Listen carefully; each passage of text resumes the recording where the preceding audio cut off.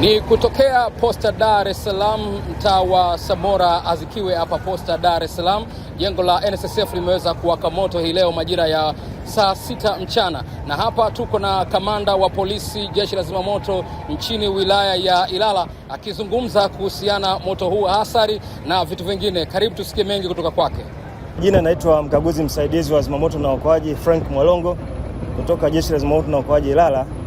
Leo tarehe 16 Januari 2026 majira ya saa 6:15 tulipokea wito wa dharura wa ajali ya moto katika jengo la NSSF hapa mtaa wa Azikiwe na Samora, na tulifika kwa wakati na kuweza kupambana na moto huo, lakini pia majeruhi wawili wameweza kuokolewa na kupelekwa hospitali ya Mnazi Mmoja kwa ajili ya kupatiwa huduma ya kwanza.